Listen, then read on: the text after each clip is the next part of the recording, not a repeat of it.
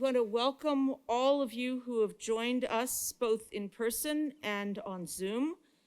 I'm Ruth Langer. I'm the interim director of the Center for Christian Jewish Learning here at Boston College and professor of Jewish Studies in the Theology Department. And I want to acknowledge and thank the center's associate director, Camille Markey, for her work in arranging this program. And also thanking my doctoral student, Sam Jai, for his help with technology today and his support for us all the time.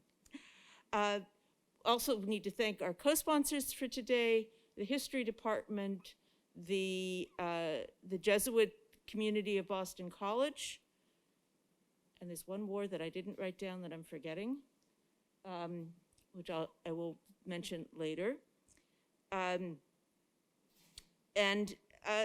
I wanted to start off by just mentioning that we are convening today with the weight of history on our shoulders. 77 years ago today, the Russians liberated the Auschwitz-Birkenau concentration and death camp complex in southern Poland, a place that has come to symbolize the Holocaust and all its horrors.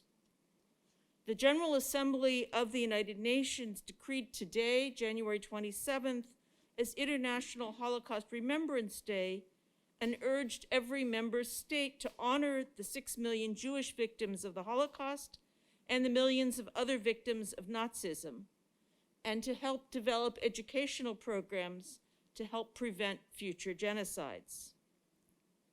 In our world today, when anti-Semitic attacks on Jews are once again becoming all too common, where hatreds are sadly flourishing, let us pause for a moment to remember and to dedicate ourselves anew to a world that works for understanding, that genuinely celebrates diversity, and in which all may live and flourish.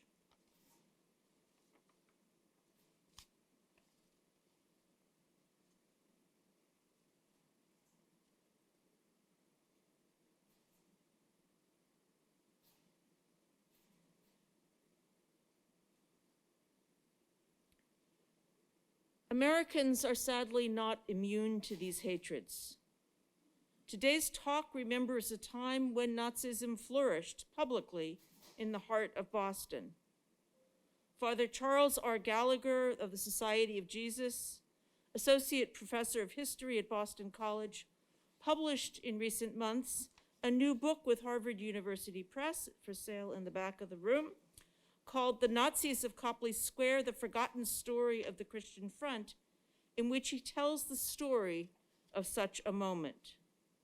This book was just nominated for the Louisville Grawemeyer Award, which honors those who presented ideas with the potential to bring about change in the world through religion. Even the nomination itself is a huge honor to our colleague, Charlie Gallagher. Father Gallagher grew up in Binghamton, New York, and Nantucket. Prior to his academic postings, he was an officer in the Nantucket Police Department. His degrees from the University of London, the Katholische Universität Leuven, and Binghamton University, and his PhD is from Marquette University.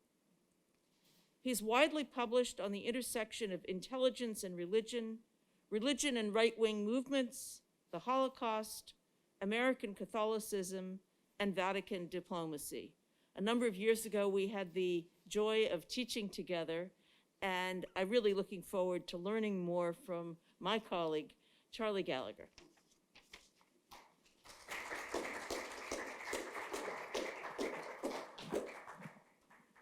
Thank you, Ruth, for that very warm and undeserving introduction. I'm humbled by that.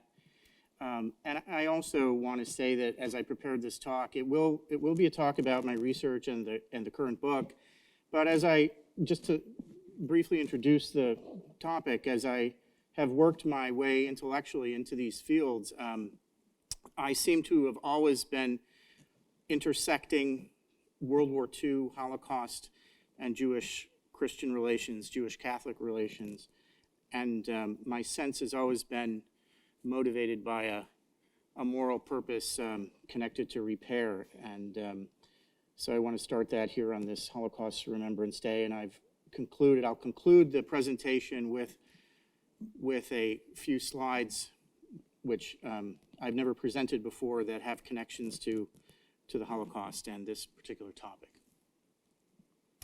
So the book is about, it's called The Nazis of Copley Square, the Forgotten Story of the Christian Front. So half my family were salespeople, and so it struck me that the title is going to had me do an uphill push, because for 10 years when I was doing my research, people would ask me, what are you researching? And I would say, Nazis in Boston, and everyone would laugh because no one believed that there were Nazis in Boston. And then when your subtitle, the editor picks your subtitle as The Forgotten History, you've got to do a really good sales job in order to get people aware of that, because literally everyone has forgotten this topic. We can talk about that, the why of that later. My research basically starts with this priest right here, Father Charles Coughlin from Detroit, Michigan, very famous radio priest.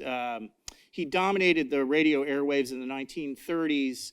He had about 30 million listeners to a weekly Sunday afternoon radio program all through the 1930s. To put that in perspective, the most you can get per week on a network television show in the US now is about 12 million viewers.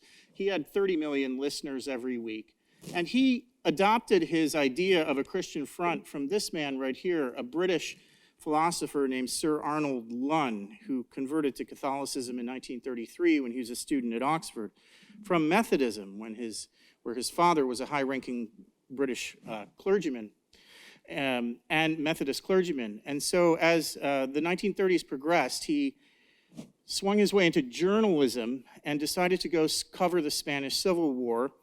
And as he was writing his reports, he noticed that the Popular Front government in Spain was meting out what he termed as a persecution against institutional Catholicism, and decided on this came up with this idea to unite all of the fractured Christian religions together by creating a Christian front, which was supposed to be a spiritual front, kind of a socially uplifting front to bind Christian denominations together. The first time, he thought, since the time of the Reformation, that Catholics and Protestants could come together as a global force against what he saw as expansionist, exterminationist global communism.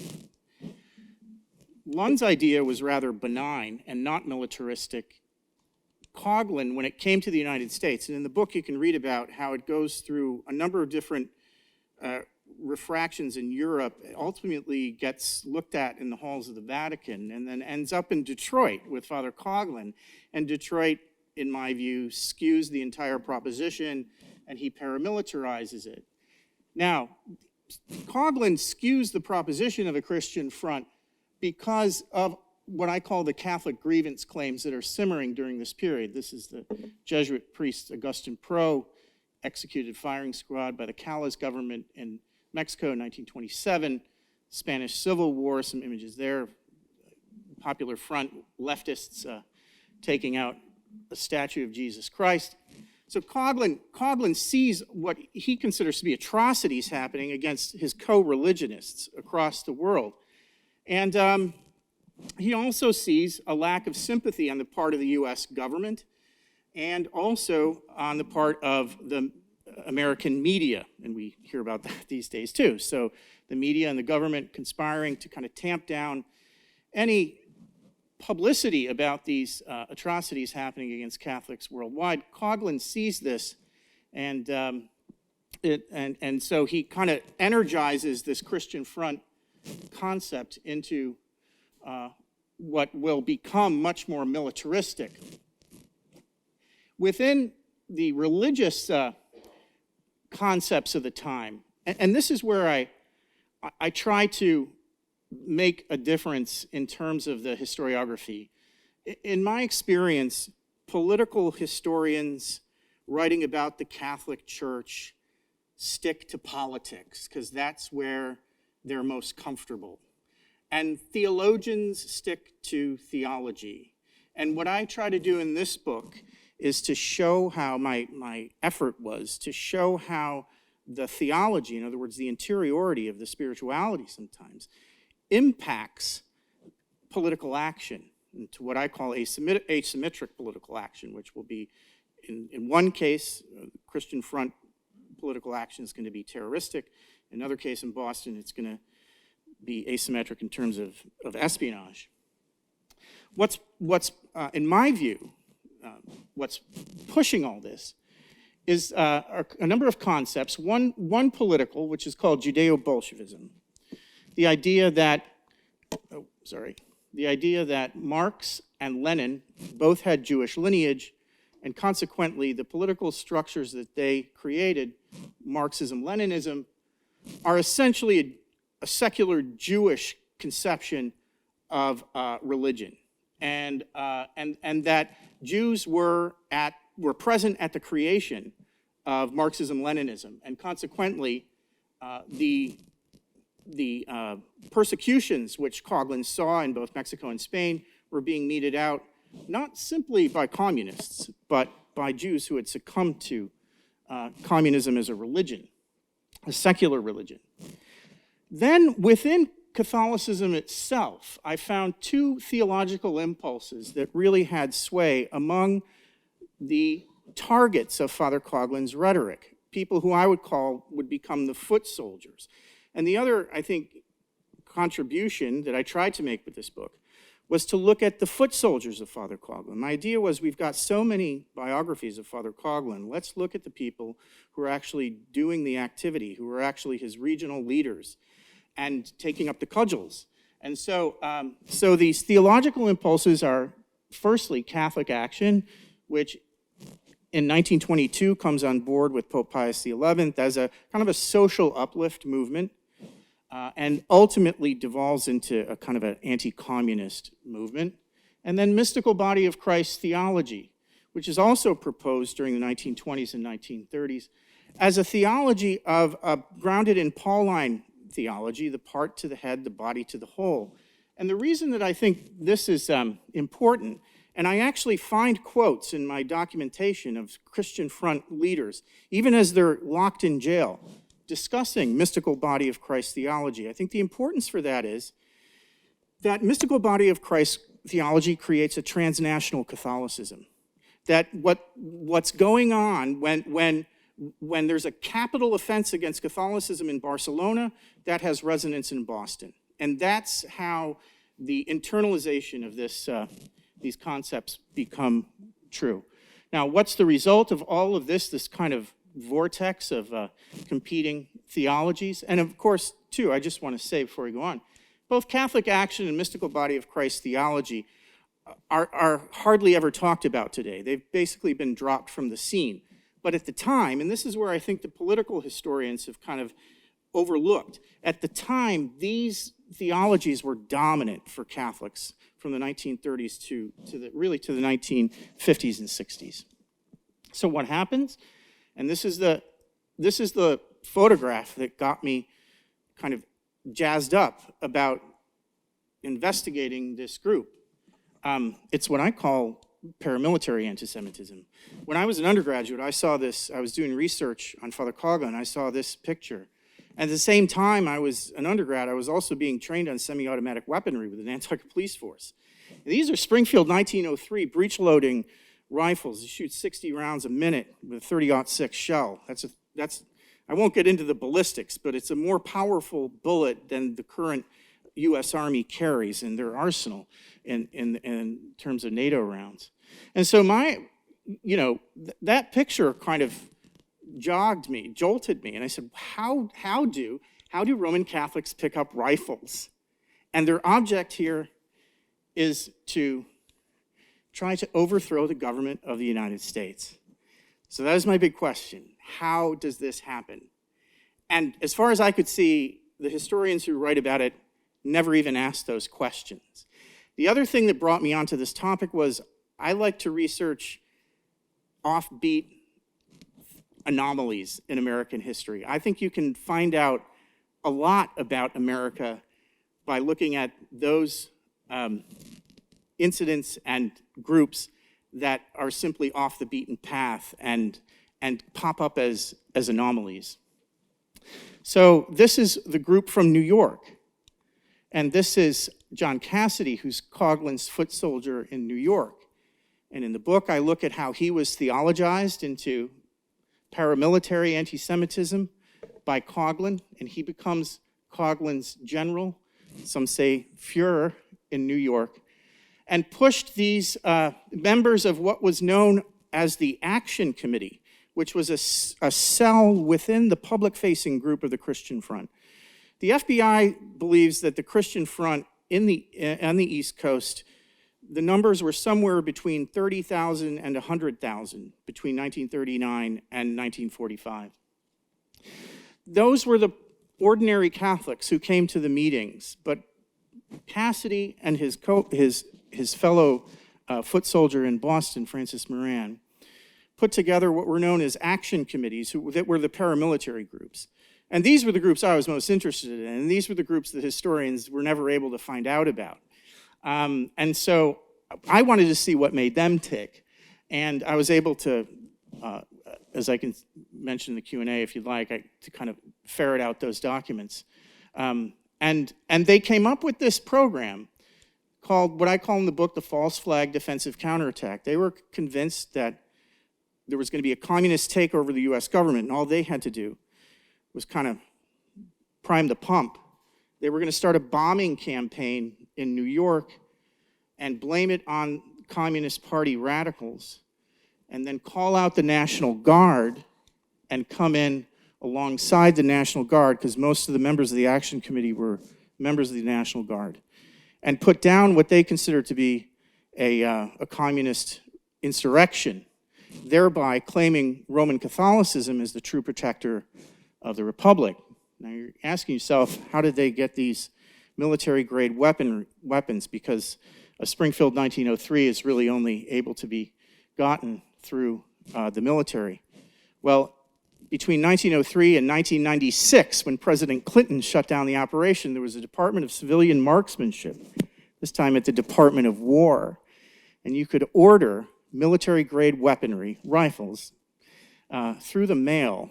If you were a member of the National Rifle Association, you could have them shipped to your house for less than $10. You could get a Springfield 1903 rifle shipped to your house through the local armory, and ammunition, and cordite, which they used to make bombs.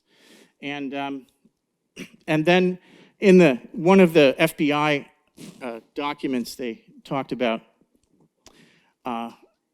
the shooting, the target practice that took place at the range in Narrowsburg, and how the members got up on a Sunday morning at 6 a.m., did target practice till 8 a.m., broke, went into Mass in Hazleton at 9 a.m., came back and did military rushes starting at 10 a.m. So they were, political historians were saying, we don't need to look at religion as a motivator.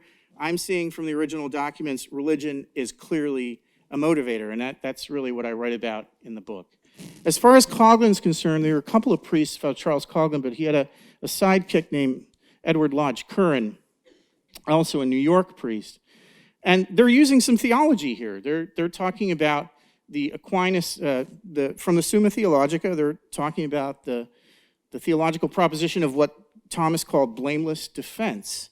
And so because there was the view that the communists were going to take over the Republic through arms, and had done that in both Spain and Mexico, had taken up arms against Catholics, then this becomes operative for them. At the same time, there is a trial going on in New York. So the FBI swoops down. You can read about this in the book. It's rather dramatic. At the same time that the trial is going on in New York, which ends in an acquittal, because the sedition charge is hard to prove, because they were concocting their plot and caching their weapons in Brooklyn, in the basement of their apartments in Brooklyn. So they weren't at the Capitol to overthrow the government. So the government had a tough road on that. They were convinced, however, the FBI was convinced that they could get them on theft of weapons from armory charges. J. Edgar Hoover had no idea about the NRA loophole in the U.S. Army Code, and so they had to drop all the charges on the theft of weapons from armories. But what they did happen to do was steal 2 Browning automatic rifles from the armory in Waltham, Massachusetts. Now, those are kind of a super weapon of the day, as I point out here, and you can read in the book. All through the trial, the FBI director and the FBI special agent in charge knew about this theft, and also the adjutant of the Massachusetts National Guard knew about this theft. But due to corruption, because none of them wanted to lose their jobs, because they thought that, the FBI thought that if it were reported to Hoover in Washington, that the Boston Police Department would go on strike. And we all know about the history of Boston Police Departments strike because there was no counter weapon. And so, this weapon, I go into the book, it's kind of a super weapon at the time. It was used on many Air Force planes in developing countries up to the 1980s. So the charges that they could have convicted the Christian Front on were never made public. And so the trial in New York goes forward, and there's a big acquittal, much cheers. You read about in the book, they took religion out of the discussion of the group in the Christian Front trial. They decided to have a completely secularized defense and secularized prosecution and defense. So then what happens is they get shut down in New York, mainly because of FBI surveillance and the fact that the trial has put them on notice and kind of thrown them out of business. Then what happens is this gentleman here arrives in Boston as the German consul. So he's actually a spy, and he's come to Boston. He's a spy trained under Rudolf Hess, the deputy Führer, in his organization called the Verbundestab, which was Hess's intelligence operation. Scholz is sent to Boston just after Kristallnacht in 1938. And his lineage goes this way. He was recruited by Ernst Röhm as a member of the SA. He was a particular dear friend of Röhm. Röhm had given him many pieces of privately given him gifts of jewelry. When he was in the SA, he was noticed by Heinrich Himmler and moved into the Brown House, which was Nazi Party headquarters, and poached from Röhm's brown shirts into Himmler's SS, the black shirts, and then worked. His first job after getting his PhD was working with Hess. Hess trained him in espionage, and then he was sent to Boston in 1938 because this gentleman was Heinrich Brüning, the former chancellor of the Weimar Republic. He was teaching in the political science department at Harvard. He was making noises, giving anti-Hitler speeches in New England, and Himmler Himmler decided to shut him up. And in the book, you can read about the intimidation campaign, which is chilling, which Scholz ran against Brüning to get him to shut up. And that's another thing. When Scholz arrives in Boston, he meets the other foot soldier for the Christian Front, which is Francis Moran, who's kind of Cassidy's kind of colleague, but here in Boston. And he's the organizer here. And it was interesting to me that when I looked at the research for the period, Moran's, the documentation on Moran, the publicity about Moran is all over the newspapers in Boston, all through the 1930s and 40s. And no one had written anything about him. But he's a working class Boston Irish Catholic, grew up in Dorchester. As a young man, Irish Catholic family of 11, he goes off to study for the priesthood with the Franciscans in a place called Callicoon, New York. That seminary is staffed largely by German Franciscan friars who were expelled during Bismarck's Kulturkampf. And one of the things he learns is German nationalism, imbibes in German nationalism, and learns fluent German. He leaves the seminary after about 3 years because he's heading towards his vows of poverty, chastity, and obedience. He drops out and comes back to Boston, and he's kind of rudderless. He gets a job selling insurance for the John Hancock Life Insurance Company, loses that job during the Depression. That's all rather dramatic. You can read about it in the book.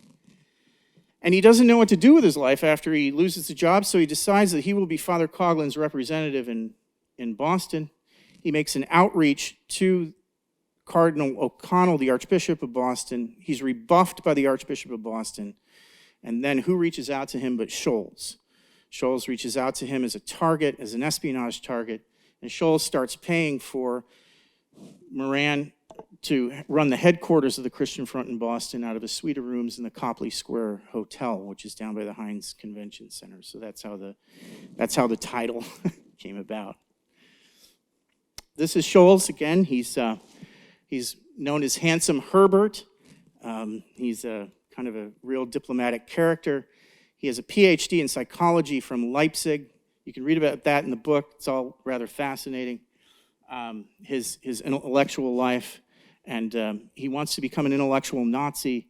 He actually, and then enters the Foreign Service and comes here to Boston. I argue, also in the book, he sets up about 10 or 12 different espionage spy rings and espionage initiatives that I write about in the book that no one else has written about.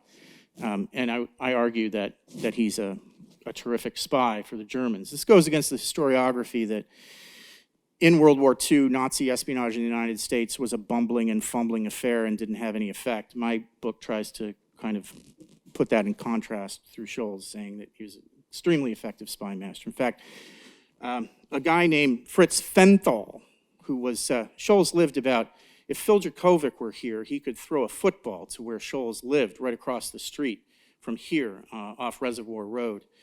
A guy named Fritz Fenthal, who no one's ever heard of before, came to spend 4 days with Scholz and his wife in the house, really just a stone's throw from here. And Fritz Fenthal was Adolf Hitler's private courier, and was a representative of the German general staff. And it was after that meeting that Scholz ramped up his espionage into military research at universities in Boston, was able to penetrate that and infiltrate the military camps in the Boston Army District, successfully also through Moran. You can read about that. There's just another picture of him. That's a photograph of the Boston consulate in 1941. That's Scholz reading about his expulsion. So Scholz was in Boston from 1938 to July of 1941. We know he has first contact with Moran in July of 1940. So from July of 1940 through July of 1941, he and Moran are meeting secretly, speaking in German. Moran is given a code word, and we know this because of his interrogations after the war. Interrogations that were published in 1961, people should have known that Moran was working for Scholz since 1961 because it's published in a book in the public domain. Nobody took up any prosecution of Moran when that was published. This is another chilling image. This is the consulate on Chestnut Street, 39 Chestnut Street, about 2 blocks from the State House. Rather chilling. And so Scholz is flying that flag. Again, an ideological Nazi of the first order. This is a bit kind of some schematics about what Scholz is doing. And when the Scholz and Moran partnership starts, again, Moran is kind of floundering because he was rebuffed by the Cardinal Archbishop, by the institutional church. And that's why I think historians also haven't studied the Christian Front in Boston, is because a lot of Catholic historians immediately rush to the official papers, like the papers of the archdiocese. And you're not going to find any of this in the official papers of clerical elites. You got to go to the street level. And so this is what's going on. You can read that. There's a real, once they join hands, Moran's back in business and off to the races, and membership ticks up. All the while, this is what I've tracked, these are all the intelligence agencies that are surveilling the Christian Front in Boston. And they cannot, none of them can figure out how to arrest Moran, and none of them ever come to the conclusion that Moran is an agent of Scholz. They're entirely inept. I think in my narrative, FBI stands for fabulous but incompetent. But these are all the surveillance of the U.S. intelligence agencies and the Boston police. So this is something you can read about in the book. This is a rifle nobody knows about called the Johnson semi-automatic rifle. Again, I was kind of interested in these questions because of my background as a police officer. I kind of knew what these weapons would do. And basically, that's the M1 Garand. And in 1940, in the spring and summer of 1940, Congress was deliberating about which rifle to adopt for the U.S. Army as the main battle weapon. And you can read about in the book, it's a very long, complicated story, but it's about guns, it's about battlefield execution, and it's about religion in Boston and how that works. You can read about that in the book. It's rather fascinating. Scholes gets Moran to enter into this debate and uses the Christian Front to further that debate in Congress. You can read about why Scholes wants the Johnson rifle adopted.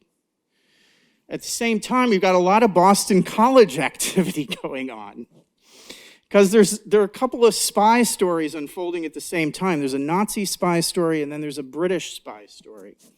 And what happens is everyone else said, there's always a Jesuit right in the middle of things. This Boston College Jesuit, Father Michael J. Ahern, had a radio program and in the late 1930s, and after the acquittal of the Christian Front in New York, he gave a long speech, hour-long speech, about the moral permissibility of Boston Catholics joining the Christian Front now. In other words, that while the anti-Semitism was unseemly, the anti-communism could be counted as Catholic action, and therefore Catholics would be morally permissible to join Moran's group. That gives a huge boost to Moran's numbers. This is noticed, and again, all of this has been kept secret for about 75 years. Noticed by this guy, Sir William Stevenson, head of MI6 in New York. Some say he was Ian Fleming's model for James Bond. He's running British intelligence, a little office in New York, known as British Passport Control. And he decides that he's going to take out the Christian Front. So the FBI is inept. Roosevelt can't know anything about British intelligence operating on U.S. soil, because that's illegal. And Stevenson says he's going to, and yet Stevenson sees the uptick.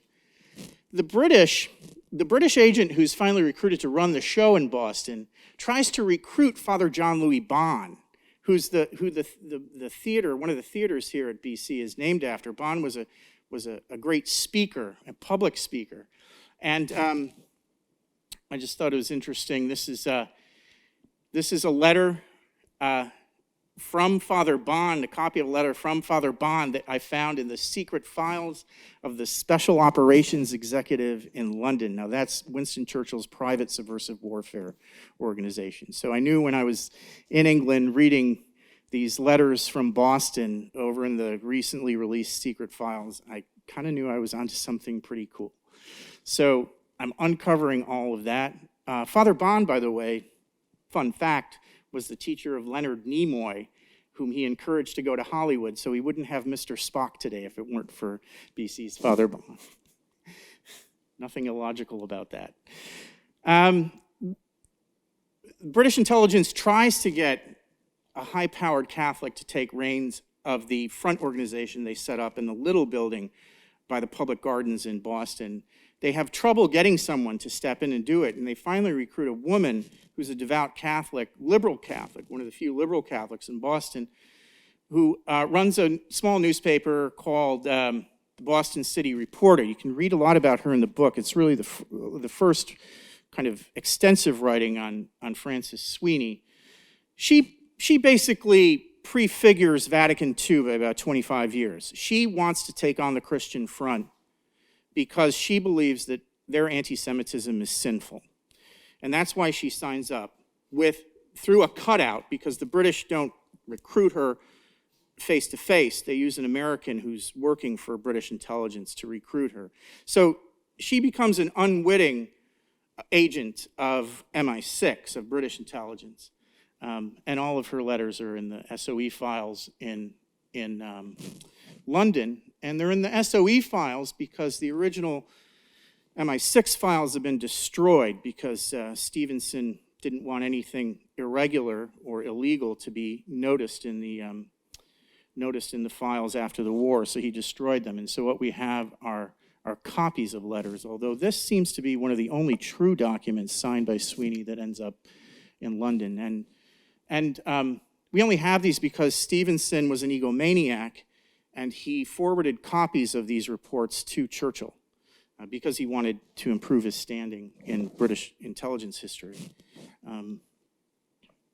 So what they decided to do was use the local police commissioner so MI6 was going to use this Irish American Defense Association front organization run by Sweeney to do picketing, to write letters to the editor, to do organizing, community organizing, pressure the local police department and the Attorney General to take out Moran. All of that's illegal. It's all against the Espionage Act of 1917, but Sweeney doesn't know any better because she doesn't know she's being manipulated by the British. Neither does Joe Timilty, who's a close friend of Joe Kennedy's. Timilty is, has the whole police force there. What's interesting to me, one of the interesting ironies is that all the Irish Catholics on the Boston police force had no idea that they were being orchestrated, manipulated by British intelligence at the time. And this is what they do. They meet with Moran at one of the meetings in Hibernian Hall where he's peddling some books that were considered but weren't technically German propaganda. And so they can't arrest him, so they detain him, and that sends him underground, which means that the FBI and Director Hoover are livid because then they can't monitor his above ground activities, and they don't have any infiltrators or plants in the Christian Front in Boston at that time. So he goes underground, and he's taken off the scene publicly. At the same time in my research, I saw that this man, John Franklin Carter, was working in the White House as President Roosevelt's personal intelligence chief, and all of a sudden he starts writing letters to President Roosevelt about kind of implying that Francis Moran in South Boston ought to be arrested for potentially inspiring the assassination. My question was, why is this guy Carter? I'd known about Carter, but Carter's brief was foreign policy. He'd never written a report on a domestic issue. That's what piqued my attention, so I did some more digging. And what I found out was that it's pretty solidly argued that he was a controlled agent of GRU, Soviet military intelligence. So you not only have Nazi SS intelligence and British intelligence focused on this Christian Front group, but you got the Russians as well. Moran goes underground, and what happens, and what I imply in the book, is that he works with Scholz. Scholz is sent over to Italy to be the aide-de-camp to Karl Wolff, who's the highest-ranking Waffen-SS general in Italy. But Scholz leaves Moran with a shortwave radio.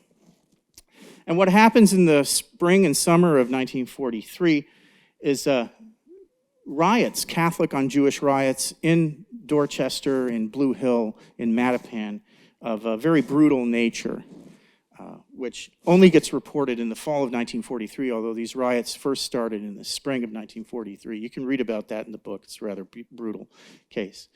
These are some documents from U.S. Army Counterintelligence Corps talking about, these riots that are going on, being reported back to the War Department in connection to potential civil unrest.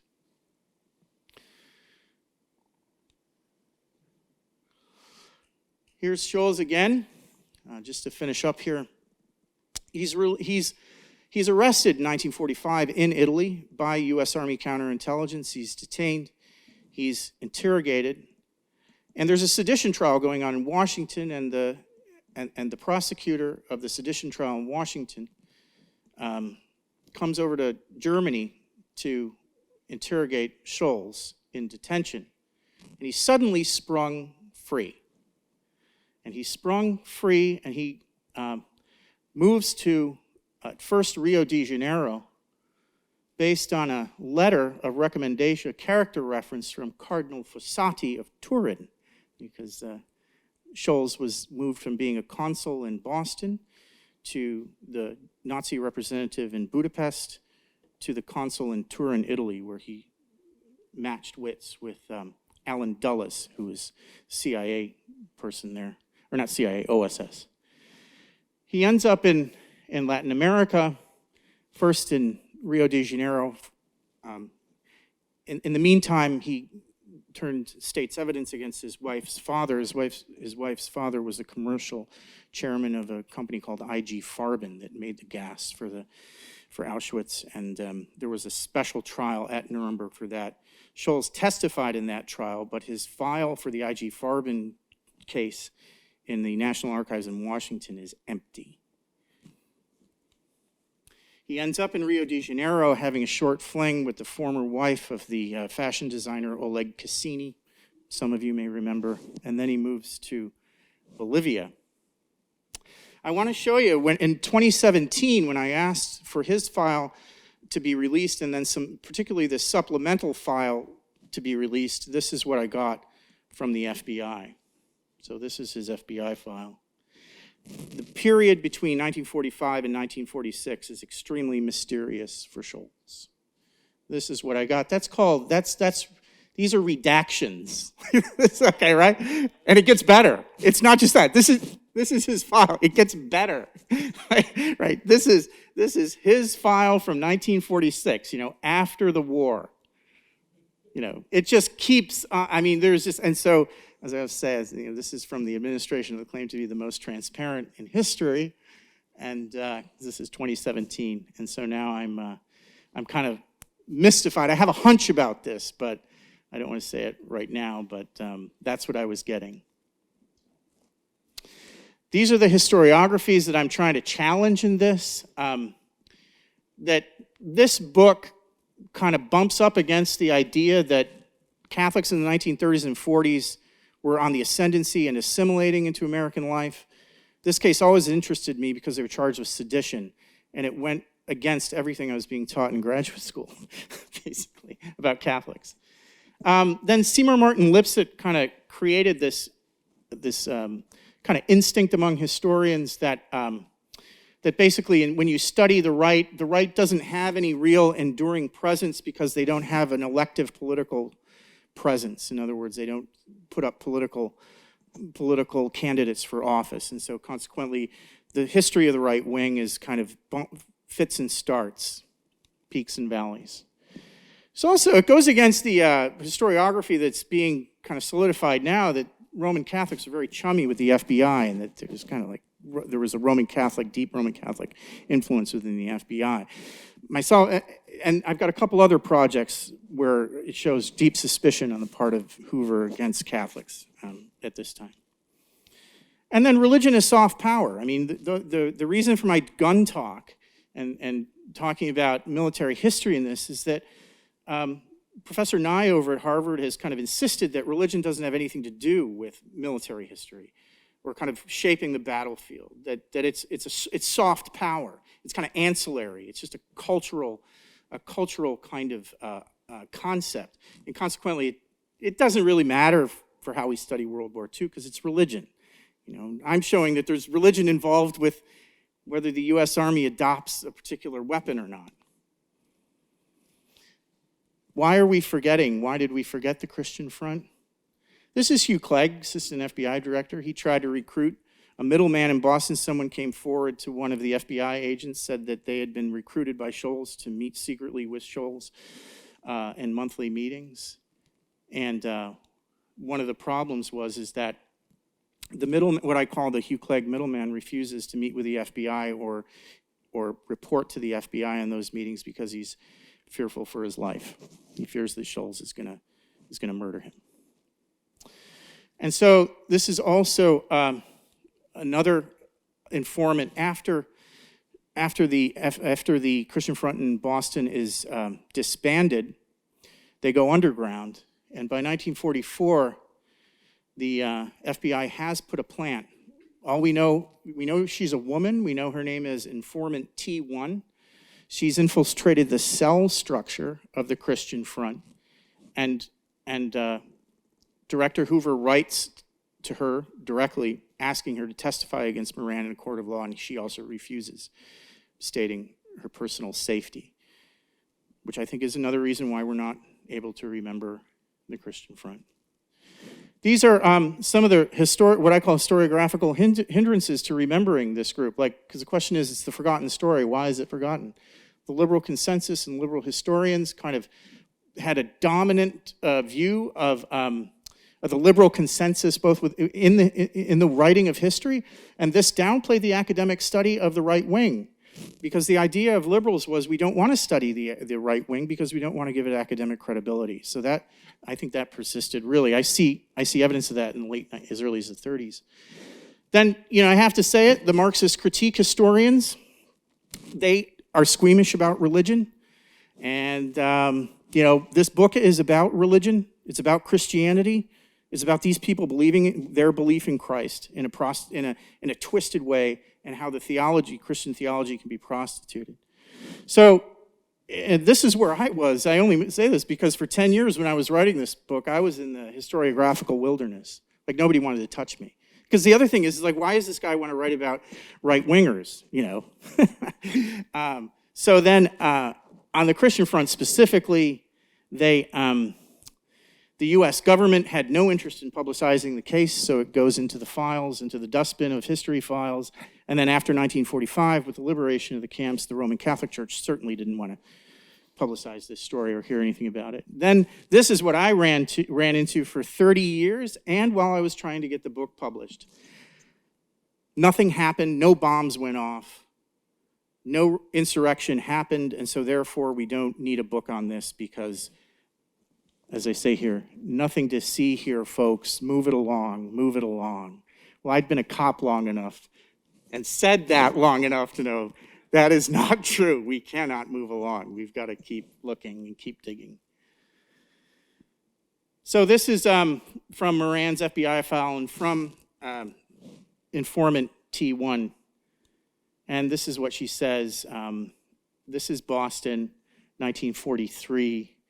And we are here on International Holocaust Remembrance Day 2022. And this is an absolutely chilling remark that comes from the files about extermination of Jews on the part of a publicly identified Christian leader. Futures and resonances. I like listening to Steve Bannon's War Room. There he is. And the only reason I mention this, I don't want to get partisan, but I've always been interested in Bannon's Catholicism. And after January 6th of this year, Jesus and Mary showed up on his shelf for the first time. And the reason I think he's important to watch is that I think he's the only, first of all, he's a really compelling speaker. I mean, he's able to draw in a crowd by speaking with a sense of urgency.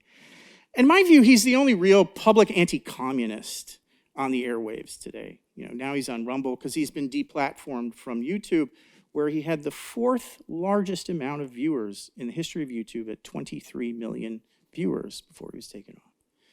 So these are the kind of the futures and resonances. He's also talking a lot about the global elite, and he's made some comments about Archbishop Vigano, praising Archbishop Vigano's work against the international global elite. We'll leave on this more uplifting, well, nothing about this is really uplifting, but it's a challenge. Frances Sweeney died suddenly at age 37 while walking down a street in Boston. And her fiance at that time wrote a letter to one of the professors at Harvard, which I found in the archives, and this is just the final line. And he writes, "It just doesn't seem right that one who spared neither time nor courage to, it doesn't seem right that one who could see so much evil around her and spared neither time nor courage to fight it should suddenly be taken away. To those of us who are left behind, her deeds should be a challenge to carry on the good work which she started." Thank you.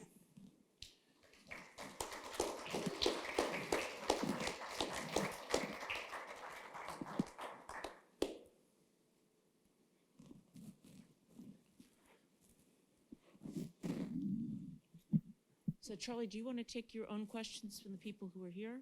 Mm-hmm. And then there's some that are coming in on the chat from the Zoom audience. And I'll let you handle that. Yeah, well, the Zoom ones I will. Okay, okay. All right. But so, we should maybe start, if there's somebody here in the room who would, Sure. oh, Hi, I have two things to say. Oh, sorry. I have two things specifically to mention in your engrossing talk. One, Charlie Coughlin had 30 million people in the 1930s. Uh-huh. What was the population of the United States then? It was under 100 million. It was about 70 to 75 million, I believe. Yeah, 1 in 2 people were listening to Coughlin. He traversed Protestant and Catholic lines, and in 1935 he had a rabbi from St. Louis who was also a member of his National Union for Social Justice. Yeah, it's terrifying. My father was a teenager, young teenager, 12 or 13, when Coughlin was on the radio, and he said he had a golden voice. And 50 years later, my father could still hear the voice beckoning him. I also, my mother's brother was an FBI agent, and my father's sister's husband was an FBI agent. 2 of my uncles were FBI agents. One of them did explain to me that the reason Irish Catholics were so prominent in the FBI was because after World War II, Irish were not welcome in the State Department, and patriotic people ended up in the FBI. Large number of Irish Catholics. Yeah, I hadn't heard that before. Yeah, the State Department was kind of the refuge of the Ivy League, and so you can see the FBI was the refuge of Fordham and Marquette.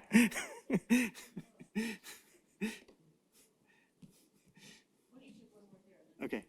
Hey there. I obviously did the wrong thing. But my master's is on Charles Coughlin, and my point was, how was the Catholic press reacting to Charles Coughlin?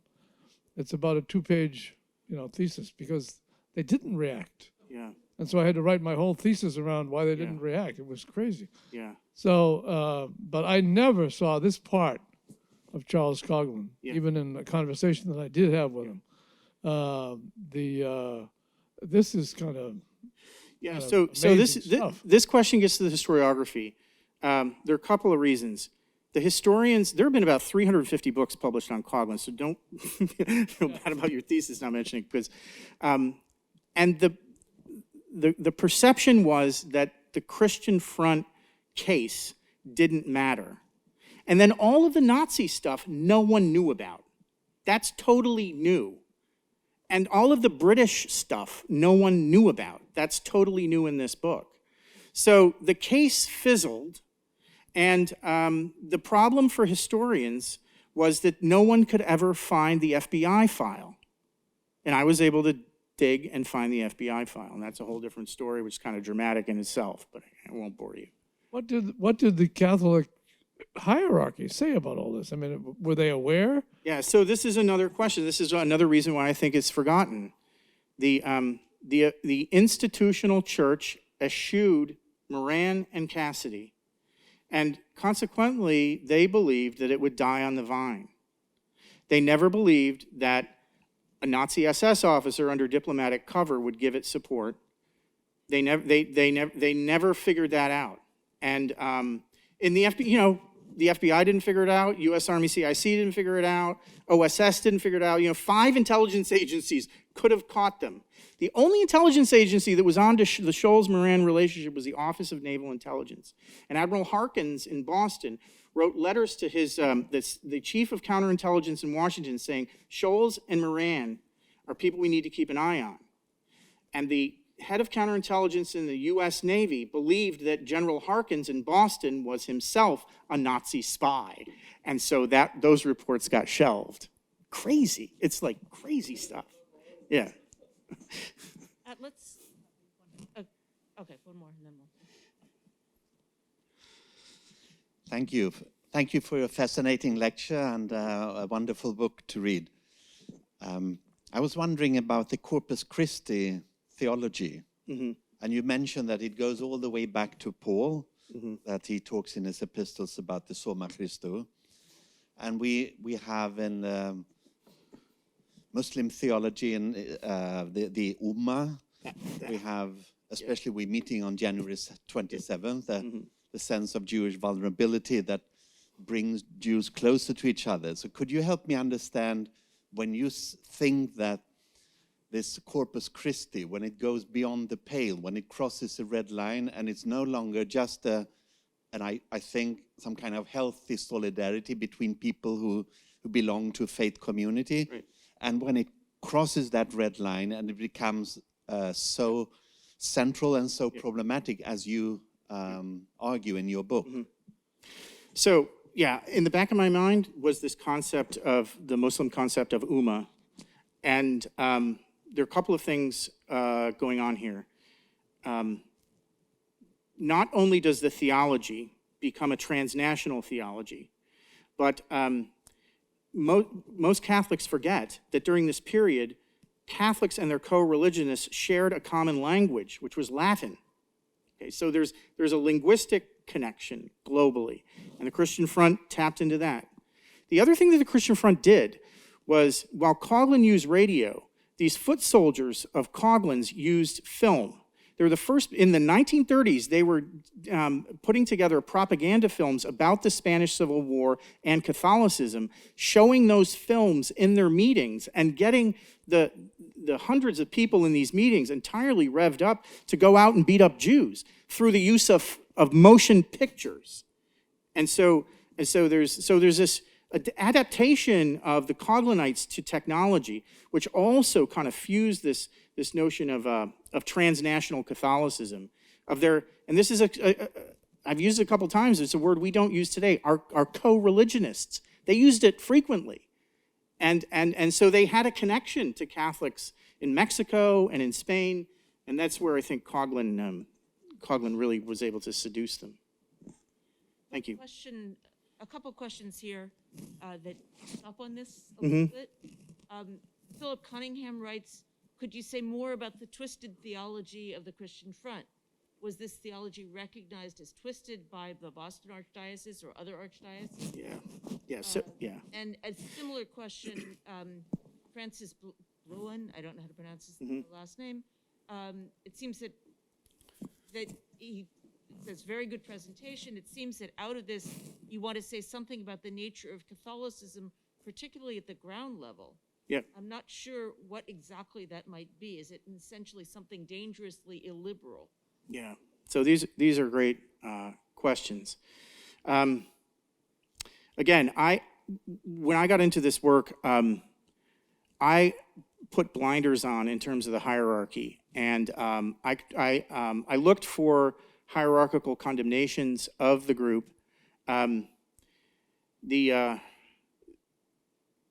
The fact is that Bishop Malloy of Brooklyn met with the prosecutor prior to the trial, allegedly. This is a secret document that I got released from the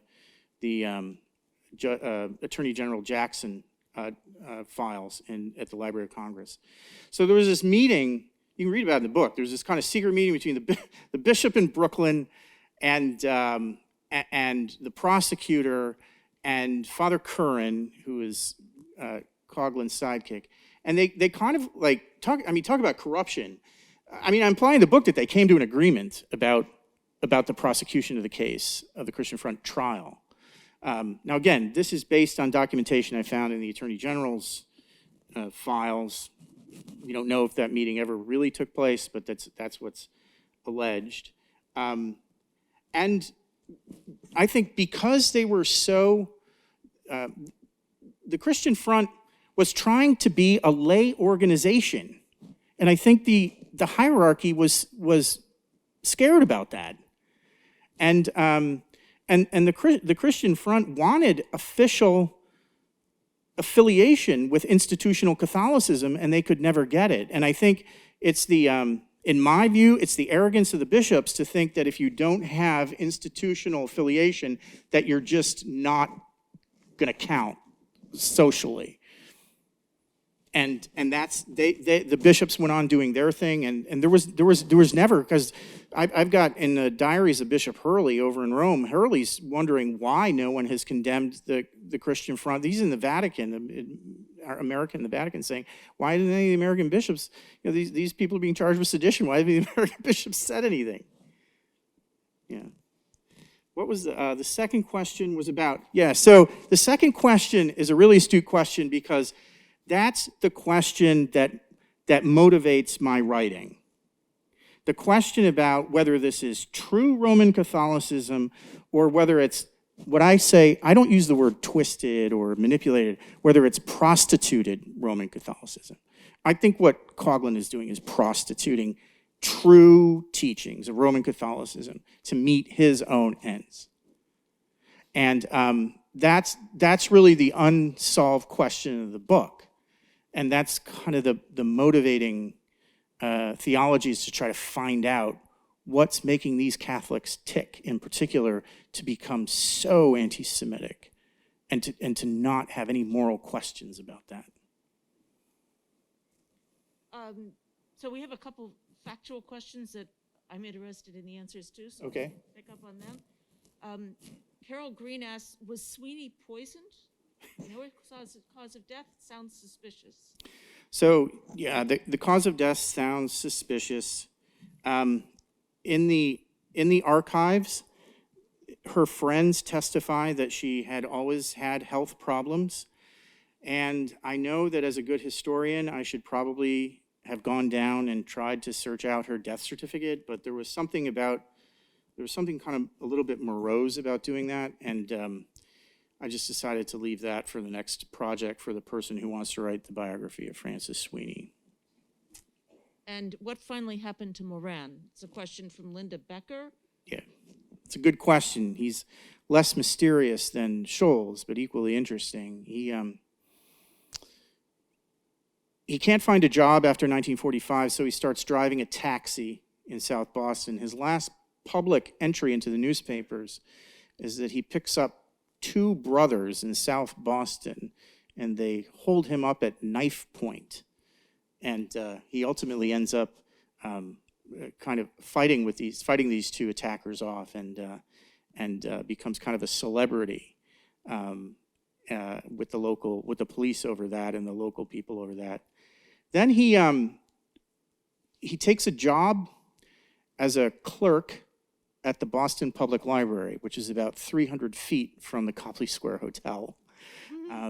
And kind of goes to the fact that he always was bookish. He was very, this is a thing. One of the reviewers really got mad at me by saying that these folks were working class intellectuals.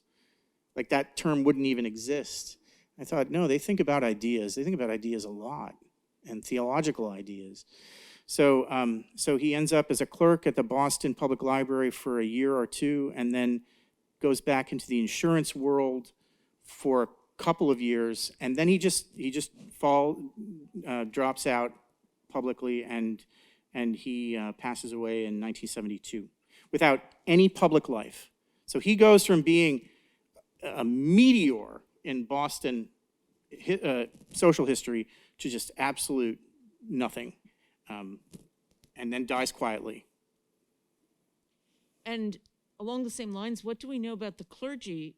What happened to the clergy who had supported the Christian Front after the war? Yeah, again, so none of this has been looked at. So Edward Brophy, who I write about in the book, he was kind of the shadow philosopher of the Christian Front. He lives out his life as a Monsignor. He's raised to Monsignor, lives out in Queens, New York, retiring, and to great fanfare, great adulation by his flock.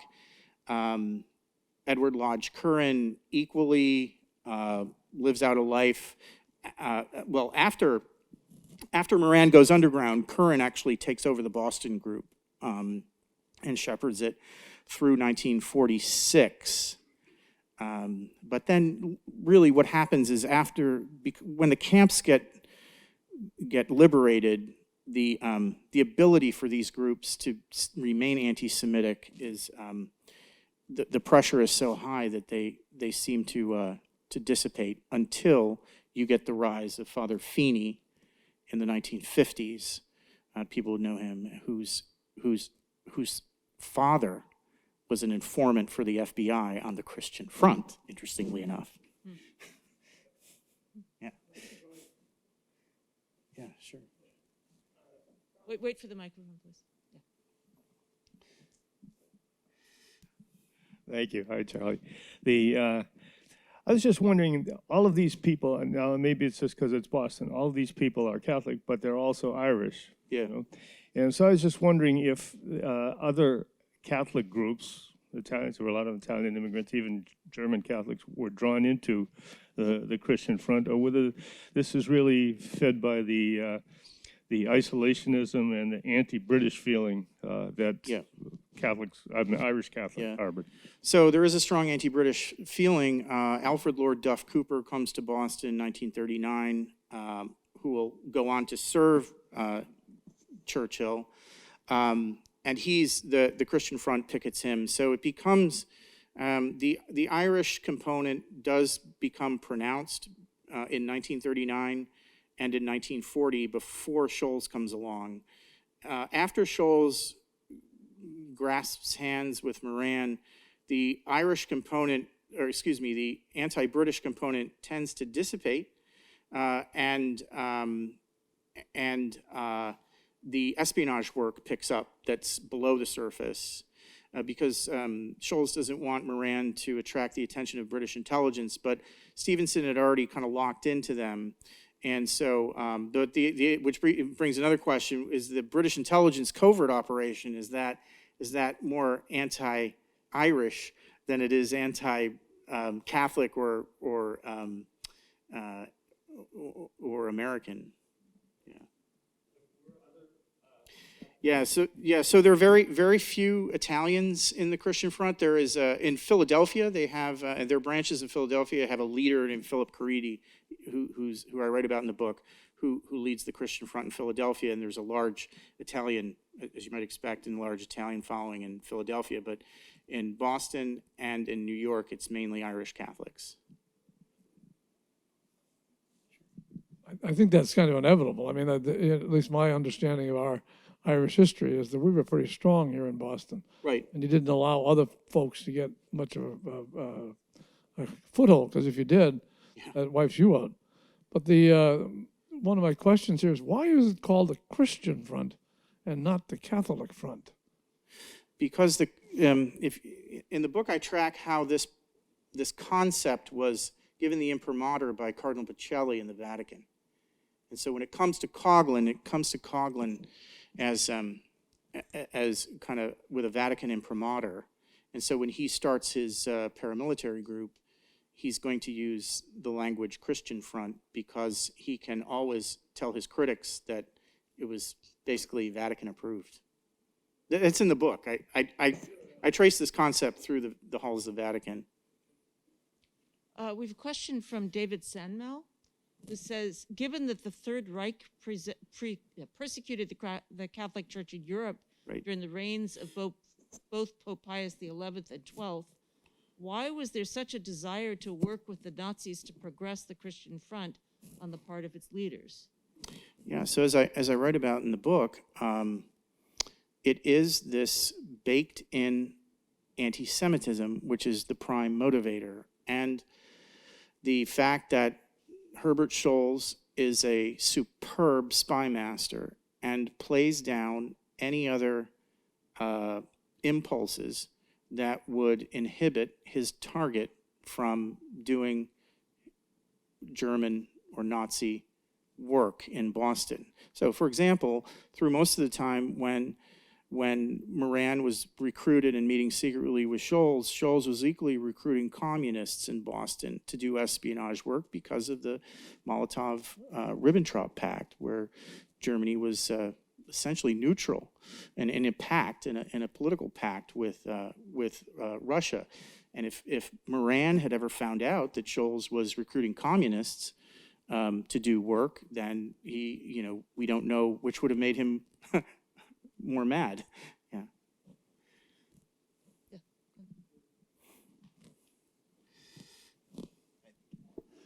Thank you. I'm Nick Block. I'm here at Boston College in German Studies. I have a question. You mentioned about the 1940 trial, where they're all acquitted. You said that they took all the religion out of the trial, a completely secularized trial. Yeah. What does that actually mean? Does that mean that they didn't ask them their motivations? Right. Or Yeah. what would you have expected? So really good question. There's a section in the book called "Losing Their Religion," and I was able to go to the University of Texas at Austin. They have some of these old Roosevelt hands from that were advisors to Roosevelt. Their archives are down there, and some of the notes that they were writing were incredible. How the prosecution decided that, well, they couldn't decide whether they wanted a Protestant jury or not. They were going to have an all-Protestant jury. These were the deliberations. We're going to have an all-Protestant jury, or then a jury with one Protestant. But we certainly can't put a Jew on the jury. So what do we do? So they said, we'll have an all-Catholic jury, but we won't allow religion to be a part of the deliberation. And that's what happened. The judge wouldn't allow, for a trial of a group called the Christian Front. The Christian Front got anti-communist religion overnight, and their defense people and Father Curran, leading the charge, said, we're going to put ourselves forward as anti-communists. We're not going to have anything to do with religion. We're just going to be total political anti-communists. And that's how that trial progressed. The other thing that was in the files was there were a couple of different Roosevelt hands who made comments in their notes about how the prosecutor, O. John Rogie, was completely incompetent, which I agree with. We have a whole bunch more questions here, but we won't get to all of them, I don't think. Question from Milton Muchnick: were Jewish organizations aware of the Christian Front, and did they attempt any kind of countermeasures? Yeah, so you can read about this in the book. The ADL, Anti-Defamation League, did surveillance on the Christian Front. They had plants in the meetings. In fact, I would say the ADL did greater surveillance on the Christian Front in Boston than the the Boston Police Department. And so you can read about all that in the book. There were a number, so Anti-Defamation League had some. There were plants from New York Jewish organizations that would go and infiltrate the meetings and take notes. And you can read about that in the book, because it's pretty interesting stuff as well. And from Victoria Barnett, Sure. who you may know. Yeah. Did you uncover connections between the Christian Front and the people in Boston and other right-wing groups or anti-Semitic organizations like the Bund in the United States at that time? Yeah, so what's happening here is it's a very good question. The short answer is no, and that's because just my view in the historiography was, and this is what was happening real time, was that the FBI thought that all German espionage work would be centered in the Bund and in German radicals. And consequently, when I was doing my research, I was of the opinion that no, I'm not going to look for the Bund connections. And in all my work on the Christian Front, I couldn't find any Bund connections, except a tangential one religiously to the Bund. But yeah, so the historians logically go towards the Bund and the German Foreign Office spies and things like that. And I just said I'm going to write a different history. And when I got into the Christian Front groups, I couldn't find any. In fact, Scholz after the war testifies that he couldn't work with the Bund in Boston because they were under such heavy surveillance, and that Moran showed up to him as almost a gift from heaven to do his work. Yes. Thank you. This is really fascinating. So 2 questions. Sure. Why Boston? Yeah. And what were they looking to do, the Christian Front, in terms of an insurrection? How would they take that forward to the streets or to the halls of Congress? Yeah, so I'll answer the second question first. I'll answer the second question by quoting Rick Perlstein, the historian of conservatism, who says that we need to follow the history of conservatism because historians have in the past never really been able to give any credence to what he calls the surrealism of the paranoid fringe. That once anything irrational shows up in this kind of asymmetric terrorism, that kind of thoughtful historians just and this was the historiography. The other reason why the Christian Front case didn't get written about, they were crackpots, and consequently not worthy of review, and so that kind of that theme persisted in the historiography, and their plot was this wild plot, which even one of the plotters on interrogation called absolutely crazy. But Perlstein says that's where we need to look. We need to figure out who these crazies are and figure out what motivates them. And that was kind of my sink in with Perlstein's thought. I forget what your first question was. Why Boston? Yeah, so why Boston? But Boston was the most Coughlinite town in America, as Father Coughlin said. So, and the other thing was Moran. If you read the book, Moran's organizational skills, his oratory skills, his leadership skills are second to none. He's a really, I hate to say this he's a really smart guy, and he's authentically gives off the notion of. He's a failed priest, and I think he wanted the Christian Front to be his movable parish, that he wanted to be the pastor of his own parish as a layperson, and he in my view, he was definitely at least a Monsignor in that regard. Yeah. I think that leads into maybe one final question. Okay. We've had a very wonderful involvement from the people here and the people online. And this takes you to something that you've hinted at, and you hinted at in the presentation, but I think that is on our minds as we listen to you, many of us anyway. Charles Cohen framed it this way: Judeo-Bolshevism transformed into globalist elites. And now, over about 90 years, we're looking at sort of what's next. This attention to these fringe groups is something that, and this is now my language, not his, is something that in the wake of the events of a year ago and a bit, seemed to be really important. And this project is one that then becomes timely by accident because you started on it long before these groups came to the forefront. Yeah. So can you speak to our moment a little bit? Yeah, I mean, I started at BT, before Trump, and I was getting no traction. And then Trump happened, and all of a sudden, I mean, the symmetry of events and impulses was amazing as I uncovered my research. I think, I've seen this in the writing.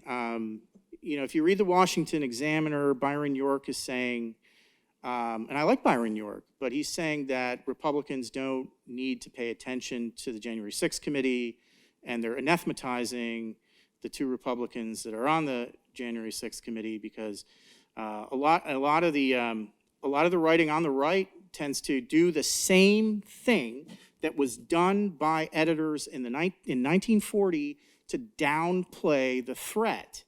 And my research was motivated by trying to show that for 70 years, those cats with the rifles, because I knew those rifles were pretty authentic and the damage they could do, that you can't downplay the threat.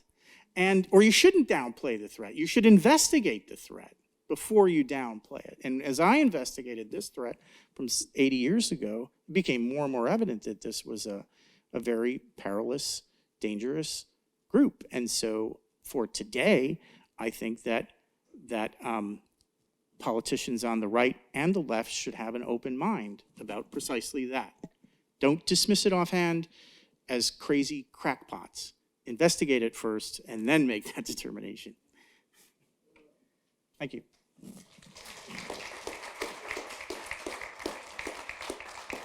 Thank you. So I want to thank Father Charles Gallagher from the depths of our heart for a fascinating, eye-opening, somewhat scary talk. But we need to be alert and aware, and I, for one, am very much looking forward to delving more deeply into this with your book and with your future research. So thank you so much. There will be a recording of this, God willing, on the Center for Christian Jewish Learning's website. The third sponsor that I've neglected to mention before is the Wazi Center. But the recording will be available. It takes about a week or so for it to be processed, to get the kinks out of the closed captionings, things like that. And it will be available through our social media, also through the link on the website. Anybody who's signed up to attend will get a link emailed to them for how to access this, but it will be also publicly available. There are plenty more refreshments in the back. The refreshments are kosher for those for whom that matters. So please help yourselves. We don't really want to have leftovers. And there is a stack of copies of the book on the back on to my right. And with a discount, those of you who are on Zoom have been sent a link to buy a discounted copy of the book if you buy it within the next couple weeks. Or next week, I think it is. And 30 days to buy the copy of the book. So thank you all for coming. It's really nice to have live people in a room still for an event. We're not used to that yet. And thank you all for joining us on Zoom as well. Good night.